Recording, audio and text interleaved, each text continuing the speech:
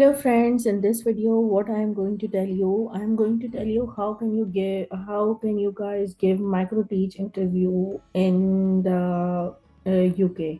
So I'm going to give you the example. This is the sample micro teach lesson, and the topic for the micro teach is sustainability in built environment. So I'm going with the objective, which is what is meant by sustainability in the built environment. And if you can see, I have selected the picture is the animated picture, and it is basically the GIF picture I have used over here to make my presentation more attractive. So when you are moving with the micro teach, what you have to do, you have to be very much concerned that you will be having the panel in front of you and the students as well.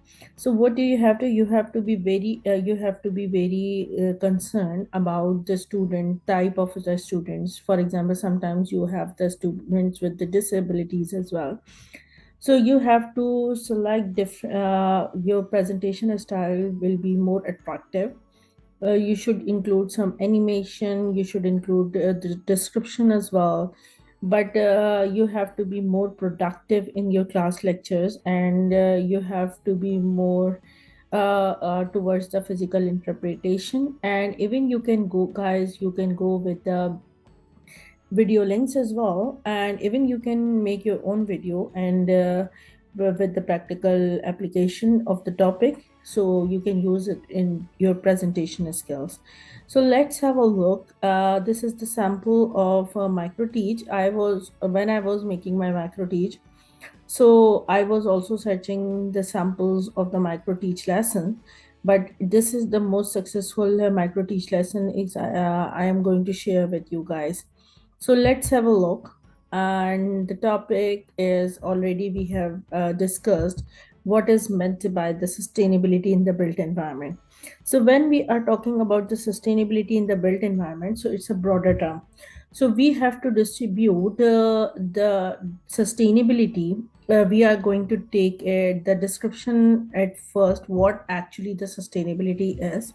Then we will go to the built environment.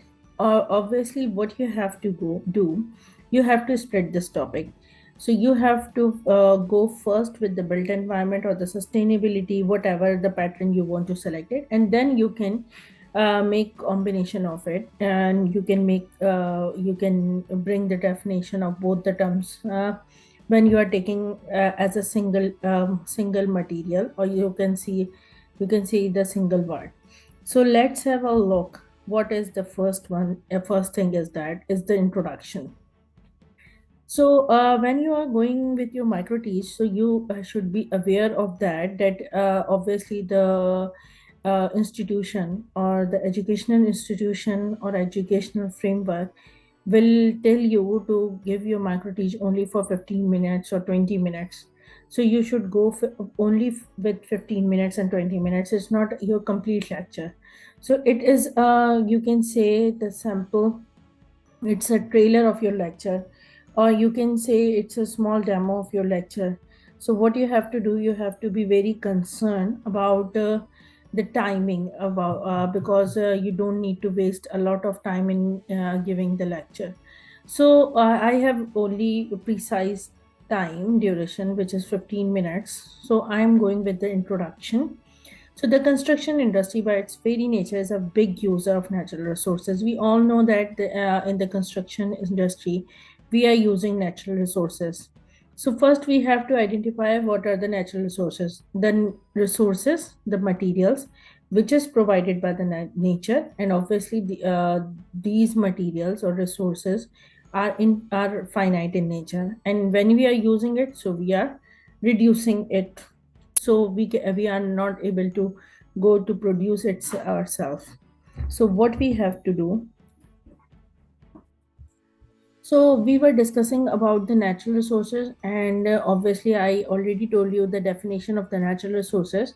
And the growing concern nowadays, obviously the climate change, we are looking at it from the past, especially after the pandemic as well, coronavirus pandemic. that there is a continuous climate change all around the world, and you can see the recent flood disasters in Pakistan as well.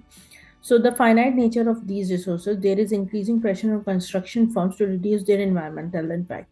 Obviously, the construction industry is a big user of cement, and which is the natural resource, and obviously it is limited in the amount. So we have to reduce the amount use or usage of cement. So what we are using cement in the in the manufacturing of the concrete, and obviously concrete is used to build the buildings, bridges, and all most of the structures, building structures, and anything. So what we have to do, we have to reduce the amount of natural resources. So obviously the construction industry is the biggest user of this. So we have to reduce the environmental impact to reduce the pressure of the climate change all around the world. So what we have to do next? So I am moving towards the next slide. And what is this? Let's see the built environment. We are having the broader term that is sustainability in the built environment.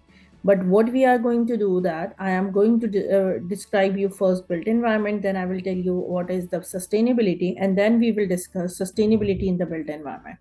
So a built environment contains all the buildings and living spaces that have been created by humans or modified by them. The infrastructure associated with constructing these buildings and spaces also includes waste management, transportation, and utility transmission systems. So, what actually the built environment contains? Buildings and living spaces. And obviously, when we are having the building, so we need waste management. Obviously, we need transportation to move from one place to another place, and utility transmission systems as well.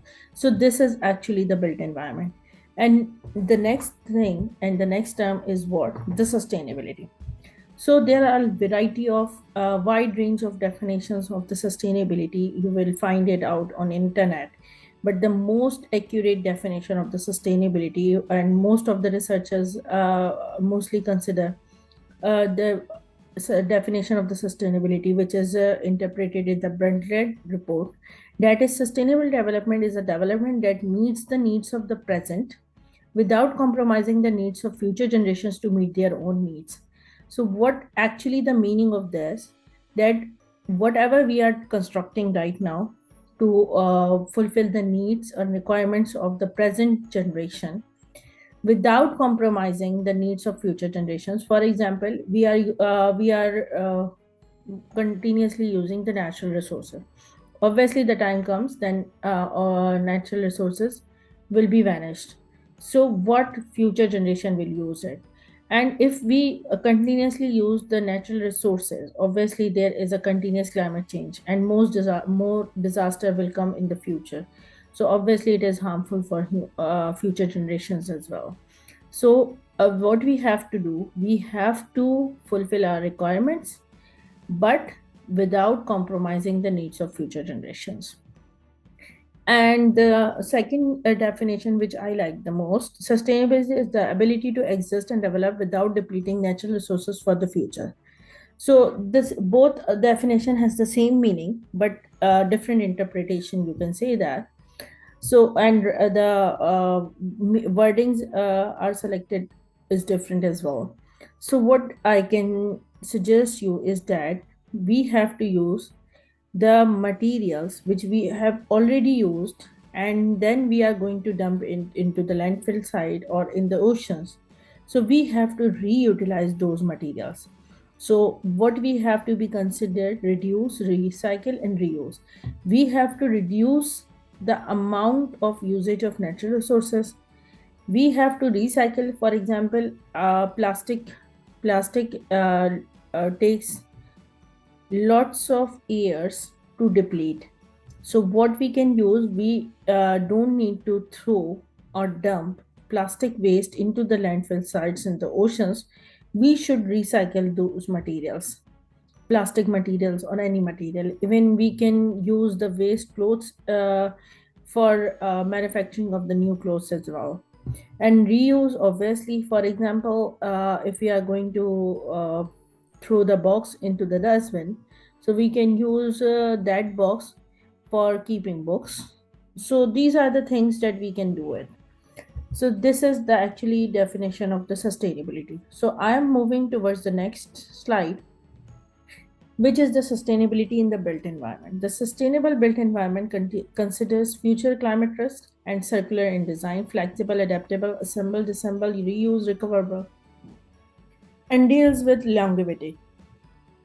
By using low carbon, low impact, non toxic materials and reusing used materials and products on site or from other sources reduces carbon emissions and environmental impact. So, what does it mean by that? I already told you what we have to do. We have to build the environment with the sustainable materials. What are the sustainable materials? Those materials which is not harmful for the environment, which is not harmful for the human. For example, in the recent years, that we can see that different pandemics are occurring, especially influenza, coronavirus pandemic, typhoid, jaundice and dengue. There are lots of diseases are here, and human life and even animals life is are on the risk. So we have to be very concerned while using the material. So we have to test different materials to find it out which material is suitable for the construction, and what we can do.